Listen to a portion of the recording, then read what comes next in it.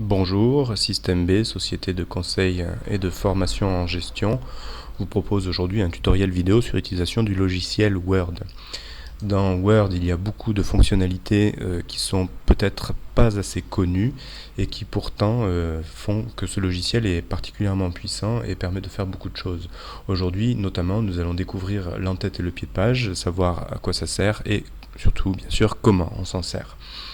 Donc je vais commencer par une définition de l'entête et du pied de page, en affichant en plus là à l'écran le pied de page de la page précédente et l'entête de la page qui est affichée ici. Donc on voit dans mon pied de page, qui est le bas d'une page, en fait, par définition c'est assez logique, que j'y ai inséré ici la pagination, avec le numéro de la page et le numéro total de page du document, et un rappel du logo. On voit dans la partie d'entête, c'est-à-dire la partie supérieure du document, qu'il y a le logo un peu plus gros et un titre permettant d'identifier la thématique du document. Bon, ce sont des choix, évidemment, des choix à la fois de contenu et aussi des choix esthétiques, de charte graphique qu'il faudra faire et adapter chacun pour son entreprise ou son souhait. Pour autant, la définition de l'entête et pied de page n'est pas terminée parce qu'il faut rentrer un peu dans le détail en expliquant l'effet que ça a sur un document. Ici, j'ai donc affiché un en-tête personnalisé dans ce document avec du texte dans le document. Qu'est-ce qui va se passer si j'ajoute tellement de texte que finalement le document passe en plusieurs pages? Donc, je vais afficher un texte aléatoire de 20 paragraphes. Et donc, qu'est-ce qui s'est passé? On voit que les 20 paragraphes, en fait, se répartissent sur 3 pages. Et on constate que l'entête s'est reproduit en haut de chacune des pages du document. Quand je vais l'imprimer, donc, je reprendrai à chaque fois l'entête. Donc c'est intéressant parce que si je veux que chaque page de mon document, donc du coup, ait un caractère graphique particulier, j'y parviendrai facilement comme ça, plutôt que d'essayer de modifier à chaque fois l'entête et le pied de page sur un document. Ce serait complètement impossible à faire de manière manuelle. Il suffirait de rajouter par exemple une image en page 1 et ça décalerait tout. Donc il vaut mieux que ce soit géré automatiquement dans Word et qu'on ait, nous, à se concentrer que sur la partie document. Alors pourquoi je parle de partie document, de partie en-tête et pied de page? C'est la dernière partie de la définition de l'en-tête et le pied de page et qui est pourtant très importante. En fait, ce qu'il faut bien comprendre, c'est qu'un document Word est constitué de deux calques, comme on dit dans le milieu, c'est-à-dire un calque pour le fond du document, où on va figurer le logo par exemple pour l'entreprise, ou d'autres éléments qu'on appelle l'entête et le pied de page, ça c'est le fond du document, et la partie document à proprement parler, celle qui est affichée par défaut dans Word quand on ouvre un nouveau document, sur laquelle on va pouvoir tout naturellement écrire du texte. Alors, le fond du document, je peux très bien décider de mettre mon logo en en-tête ici, de le descendre, de le mettre en pied de page, et de manipuler mes en-têtes et mes pieds de page à ma convenance. C'est ce qu'on va voir dans la suite du tutoriel, bien sûr. Et ce qui est important, c'est qu'une fois que ça s'est modifié, je reviens dans la partie document et je ne peux plus accéder à la partie du fond du document. C'est cette partie du fond qui sera répétée à chaque page et la partie du document, par contre, le calque supérieur ne sera pas répété à chaque page. C'est l'utilisateur qui va le compléter. Donc, que faut-il voir maintenant? La première chose, c'est comment on ouvre un en-tête et donc un pied de page, puisqu'on vient de voir que l'entête et pied de page, c'était la même partie, en fait, c'était le fond du document. Alors pour ouvrir, il y a 3 possibilités. Je vais vous le montrer sur le document de tout à l'heure. Alors, la première possibilité pour ouvrir un document, c'est, pour ouvrir un en-tête et un pied de page, c'est d'aller dans l'onglet Insertion et dans le groupe en-tête pied de page. Là, je vois que je peux aller directement dans l'en-tête ou directement dans le pied de page. Mais le problème, c'est que la galerie ici présente différents types d'en-tête et pieds de page donc, qui sont proposés par Word et qui remplaceront l'en-tête actuelle. Vous voyez que moi, pour l'instant, j'ai en-tête personnalisée. Si je fais insérer un en-tête vide, pouf, il enlève mon en-tête et il le remplace par une zone de texte où il me propose de taper du texte. Ah, voilà, ça me fait une belle jambe, en attendant j'ai perdu ce que j'avais fait. Et puis, par ailleurs, Word m'impose donc des mises en page qui sont des mises en page universelles, mais pas forcément adaptées à ma charte graphique. Donc moi j'estime que cette méthode-là n'est pas la bonne méthode. Donc je préfère trouver d'autres façons d'ouvrir l'entête et le pied de page sans passer par l'onglet insertion qui en plus prend plus de temps. Donc je reviens dans la configuration tout à l'heure, et donc qu'est-ce que je viens de faire d'ailleurs pour revenir? J'ai simplement double-cliqué dans la partie du document. Et bien, il faut que je fasse la même chose pour aller dans l'entête. Je place ma souris dans l'entête, ou au niveau de l'entête en tout cas, je double-clique, et ça me permet d'ouvrir l'entête, tout simplement.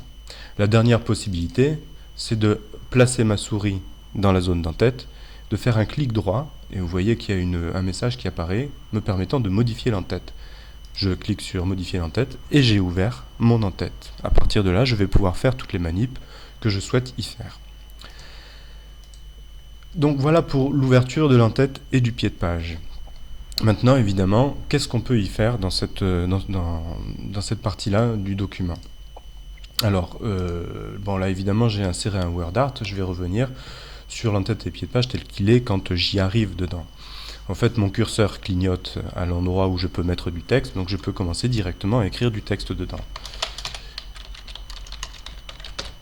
Voilà. Mais au-delà de ça, je peux répartir aussi mon texte dans la zone d'entête. Vous voyez que là, il est contre la marge. Et je peux aller directement écrire la suite de mon texte au centre. Donc,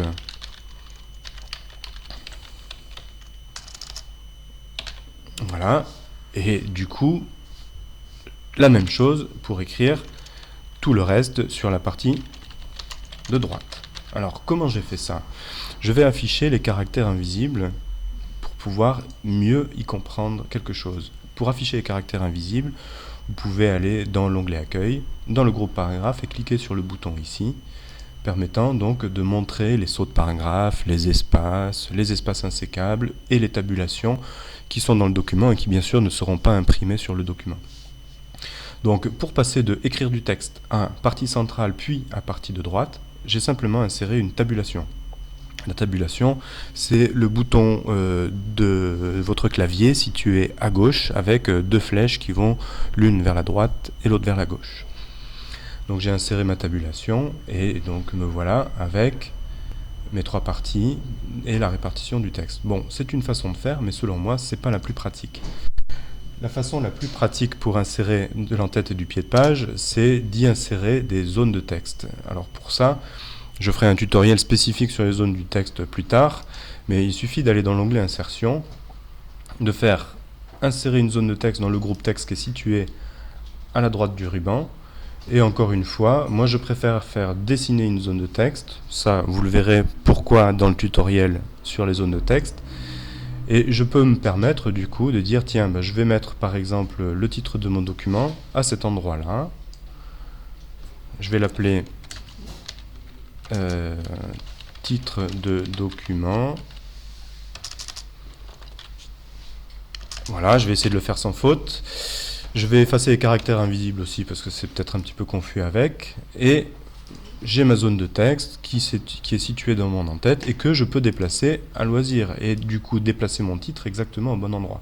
Bon, après vous me direz, en même temps c'est pas génial parce que cette zone de texte comporte une bordure.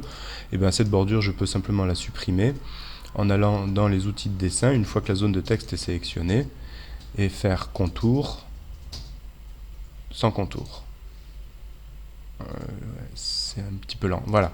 Donc là, je n'ai plus de contour et je peux faire un titre de document que je vais arranger ensuite à ma façon avec les attributs de police. Voilà. Je vais mettre en gras. Hop. Je vais mettre en caractère 20. Je vais essayer de le centrer à vue de nez, comme ça. Pouf. Et je reviens dans mon document, et voilà, j'ai mon nouveau en-tête qui est défini. Je peux faire la même chose en pied de page, je descends en bas, je fais un clic droit par exemple pour faire modifier le pied de page, et y insérer dedans ce que je veux. Donc par exemple, pourquoi pas, une image. Donc Voilà, plus simplement, je vais aller dans les images qui sont proposées directement dans Word. Ben non, j'en ai pas, donc je vais prendre une image que j'ai ici, voilà. Et voilà une image dans mon pied de page. Donc je refais un affichage ici en affichage multiple. Alors c'est un petit peu lent. Et je vais insérer un saut de page pour mettre une deuxième page. Et on voit, donc j'ai bien le titre du document qui se reproduit, j'ai bien mon pied de page avec mon image qui s'est reproduit.